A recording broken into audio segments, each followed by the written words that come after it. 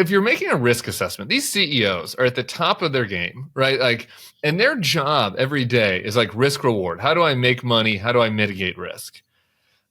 It is astonishing to me that none of them looked at Donald Trump and were like, okay, well, the reward is I won't have to do diversity interviews again, I guess, or people will come back into the office. But the risk is going to be, who knows, 25% tariff that tanks the economy. Like, who knows what this guy could do? He's he's unpredictable. He's chaotic. But Tim, remember, he did not have overwhelming support during the campaign. They didn't back him then. They didn't oppose him either, really.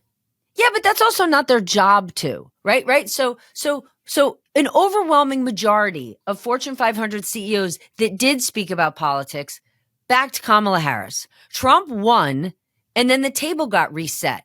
And they know from the last administration, and I'm going to create two groups of CEOs, but they know from the last administration, if you want to get shit done, play ball with him.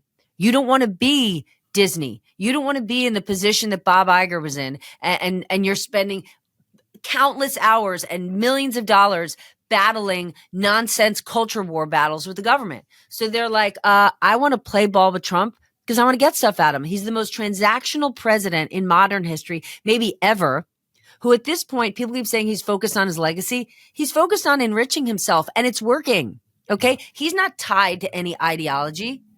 Look what he's done in the last couple of weeks just with crypto alone. We used to talk about Donald Trump, the failed businessman. He ain't failed anymore. He is finally worth billions of dollars. But there's two different kind of businessmen.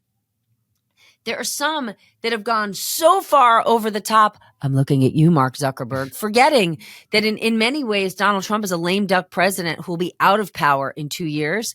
And then you've got, like, to me, the Jamie Dimons of the world who, like, yeah, of course they're going to work with the president. Of course they're going to work with the Treasury Department. And if Jamie Dimon gets asked to go down to the White House now that Trump's in office, I'm sure he will.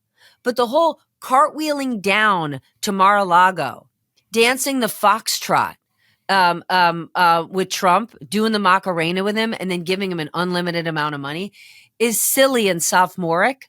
But those CEOs that were right behind him at the inauguration, the reason it matters, right? And I'm sure people are going, do you remember all the Democrats, all the people who gave money to Biden? Remember George Soros? Sure, I do.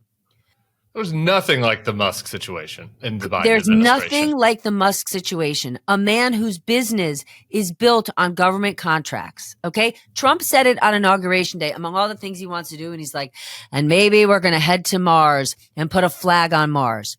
Look back. Elon Musk has been saying since 2016, I think I saw him in an interview in 2019. He may have even been brought to tears. It might have been with Kara Swisher, where his number one goal in this world is to go to Mars. Okay. Is to actually make it's what space exploration is, what Jeff Bezos wants more than anything. And yes, on one level, you could say these are the richest men in the world, but they do not have enough money for big time space exploration.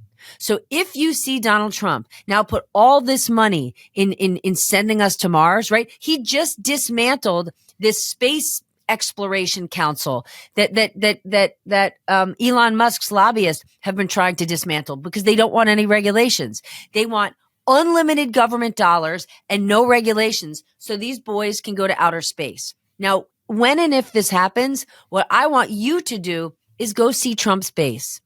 Because you can't find me one single voter out there who was unhappy with the economy, with education, with immigration, with their lot in life, who are also saying, but I would love for us to spend tens of billions of dollars going to Mars. That those men who are standing behind Trump have already have more money than you could ever imagine. What they don't have is unlimited power. And Donald Trump is saying, for an algorithm that works in my favor, for controlling information to only spit out what I want on all these things and to give you no regulation, I want you guys to line my pockets and show the world that the biggest business people out there are my homeboys. And that's why it's concerning.